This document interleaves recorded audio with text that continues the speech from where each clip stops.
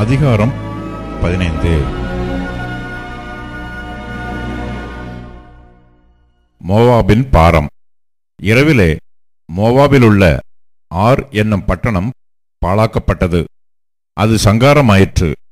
இரவிலே மோவாபிலுள்ள கீர் என்னும் பட்டணம் பாழாக்கப்பட்டது. அது சங்காரமாயிற்று. அழும்படி மேடைகளாகிய பாயித்துக்கும் தீபோனுக்கும் போகிறார்கள். நோபாவி நிமித்தமும் மேதபாவி நிமித்தமும் மோவாப் அலறுகிறது.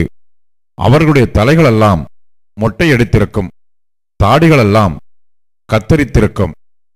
அதன் வீதிகளில் இரட்டை கட்டிக்கொண்டு எல்லாரும் அதன் வீடுகளில் மேலும் அதன் தெருக்களிலும் அலறி அழுது கொண்டிருக்கிறார்கள். எஸ்போன் ஊராரும் எலையாலே ஊராரும் கூக்குரலிடுகிறார்கள். அவர்கள் சத்தம் யாகாஸ் மட்டும் கேட்கப்படுகிறது. ஆகையால் மோவாபின் ஆயுதபாணிகள் கதறுகிறார்கள்.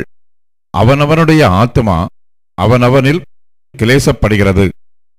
என் இருதயம் மோவாபின் நிமித்தம் ஓலமிடுகிறது. அதிலிருந்து ஓடி வருகிறவர்கள் 3 வயது கிடாரியைப் போல அலைகிறார்கள். லூகித்துக்கு ஏறிப்போகிற வழியிலே அழுகையோட ஏறுகிறார்கள். ஓரோனாயிமின் வழியிலே நொறுங்குதலின் கூக்குரல் இடுகிறார்கள். நிம்ரீமின் நீர் பாய்ச்சலான இடங்கள் பாழாய்ப்போம். புல் உலர்ந்து முளை அழிந்து பச்சை இல்லாமற் போகிறது. ஆதலால் மிகுதியாகச் சேர்த்ததையும் அவர்கள் சம்பாதித்து வைத்ததையும் அலரிகளின் ஆற்றுக் கப்பாலே எடுத்துக்கொண்டு போவார்கள். கூக்குரல் மோவாபின் எல்லையெங்கும் சுற்றும். எக்லாயிம் மட்டும் அதன் அலறுதலும், பேரேலிம் மட்டும் அதன் புலம்புதலும் எட்டும். தீமோனின் தண்ணீர்கள் இரத்தத்தால் நிறைந்திருக்கும். தீமோனின் மேல் அதிக கேடுகளை கட்டளையிடுவேன். மோவாபிலே தப்பினவர்கள் மேலும் தேசத்தில் மீதியானவர்கள் மேலும் சிங்கத்தை வரப்பண்ணுவேன்.